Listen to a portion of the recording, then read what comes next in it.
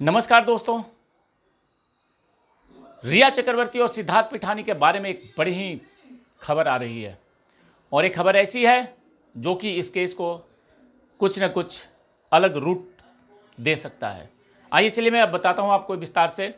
रिया चक्रवर्ती जो मैंने बताया था कि वो कई लोगों से मिल रही है और कई लोगों के संपर्क में है, इसी कड़ी में वो सिद्धार्थ पिठानी की पत्नी से भी मिली और सिद्धार्थ पिठानी के पत्नी से मिलकर के, जबकि आपको ये पता होगा कि सिद्धार्थ पिठानी का पत्नी का कोई रोल नहीं है इस मामले में। सिद्धार्थ पिठानी की अहम भूमिका है। सिद्धार्थ पिठानी सुशांत सिंह राजपूत के साथ रहता था, उनके फ्लैट में रहता था, फ्लैटमेट मतलब कि इस सेम बिल्डिंग में अलग फ्लैट में रहता था इसलिए, और दोस्त भी था।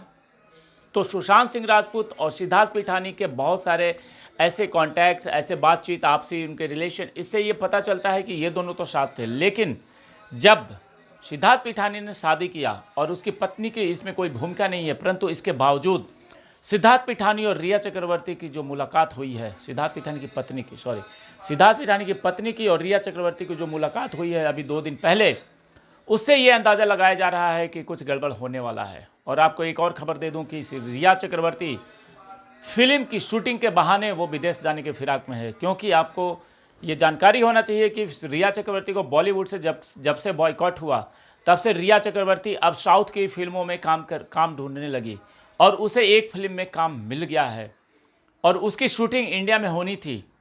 लेकिन रिया चक्रवर्ती ने कुछ शायद ऐसा कुछ गेम किया होगा कि जिसके कारण से उसकी शूटिंग को अब विदेश में भी कुछ किए जाएंगे शूट उस फिल्म के, और उसी बहाने वो विदेश जाना चाहती है। और हो सकता है कि वो विदेश जाए तो दोबारा भारत लौट के ना आए, क्योंकि असलियत उसे पता है कि उसने क्या किया है और उसकी असलियत उसे पता है और उसे ये पूरा यकीन है कि भारत का जो कानून है वो काफ़ी उसके हाथ लंबे होते हैं। हो सकता है कि देरी हो रहा है, बेल पे बाहर है, लेकिन किसी न किसी दिन उसकी गिरफ्तारी होगी और गिरफ्तारी होने के बाद जब ये सारा कुछ सामने आ जाएगा तो उसको कोई नहीं बचा पाएगा। इसलिए वो पहले ही अपने आप को सतर्क रखते हुए वो भारत छोड़ करके जाना चाहती है।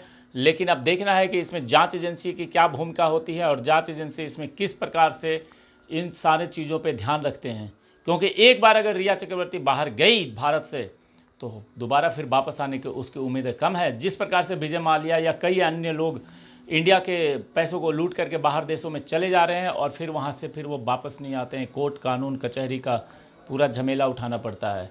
तो इसी तरीके से रिया चक्रवर्ती भी अब इस मामले में, जबकि वो मेन कल्प्रिट है, मेन भूमिका उसने निभाया है, और उसका भारत से चले जाना एक बड़ी नाकामयाबी हम कह सकते हैं इसके बारे में। तो रिया चक्रवर्ती के बारे में अपडेट आप भी ध्यान रखिए, और रिया चक्रवर्ती के बारे में कुछ भी आपको जानकारी मिले तो तुरंत उसके बारे में सतर्क रहिए, क्योंकि उसके कदम कुछ अलग अब दिख रहे हैं और वो किसी बहाने से वो भारत छोड़ करके भाग जाएगी। तो चलिए, इस बारे में कोई और अपडेट आएगा तो मैं आपको बताऊंगा। चैनल को अगर आपने सब्सक्राइब नहीं किया तो सब्सक्राइब कर लीजिए। जय हिंद, जय भारत।